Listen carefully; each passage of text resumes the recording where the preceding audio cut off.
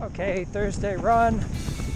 We're going to review a couple of cold weather running tips because we're still in the winter. And if you wanted to run in the cold air, you have to be prepared. Runners talk about you should wear this jacket, these pants as the temperature drops, dress in layers.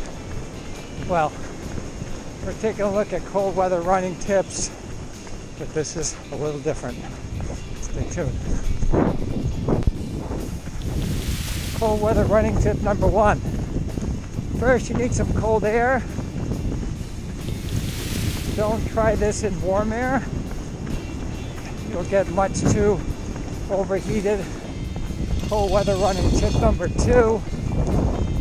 If you run when the sun's setting or after the sun goes down, the temperature's going to drop a few degrees on you.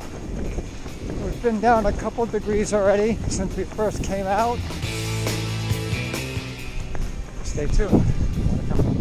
Hey, that brings us up to tip number three for cold weather running as we just approach mile 3 here.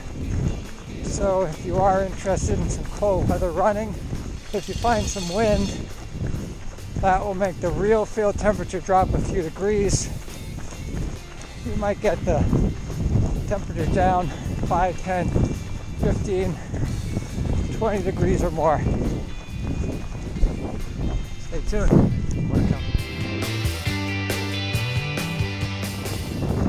Cold weather running tip number 4.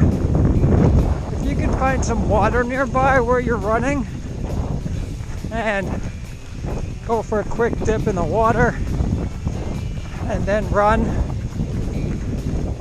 that will definitely cool your body temperature down more to make the real field temperature be even colder as the water evaporates from you.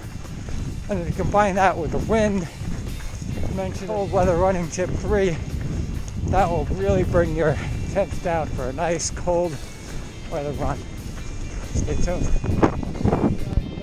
Trail by Lake Walton.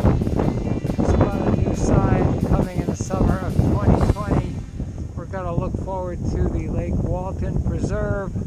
Not sure exactly what that's going to entail. Maybe some new recreation features in the path.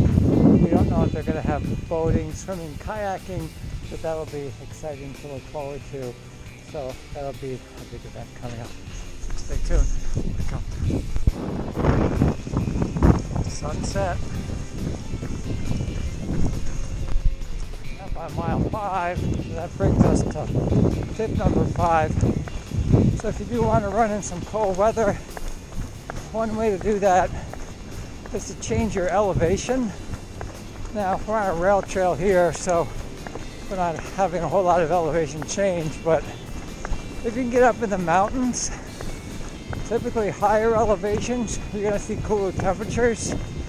And depending on where you are in the world, even in the summer months, if you get high enough elevation, we're talking above 9,000, 10,000 feet, you might see some sub-freezing temperatures, especially in the evening. They'll float up a little bit during the day, but now a lot of people think going higher is the only way to get a little cooler temperatures, but that's not true.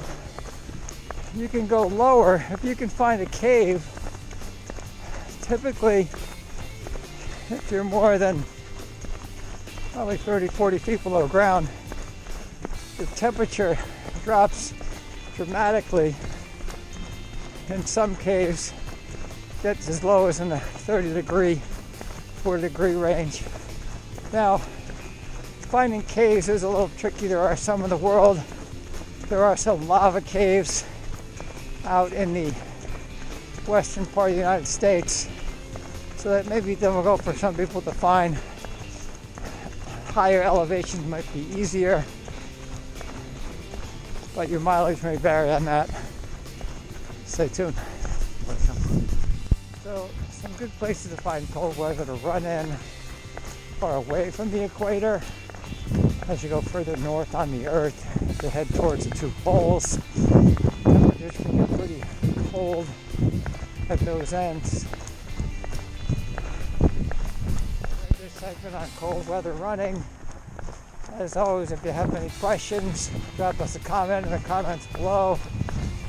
If you like the video and you want to see more, don't forget to click the subscribe button and the like button. Give us a thumbs up. Stay tuned. More help. One last tip on cold weather running. My disclaimer that I have to put in here. Cold weather running could be a vigorous activity, but it requires proper training and conditioning.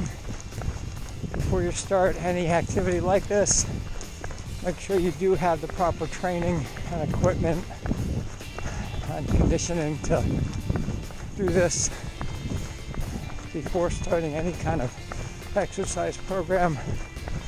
Please consult with your doctor to make sure you're physically fit to engage in activities like this. Hope you enjoyed the video. Stay tuned.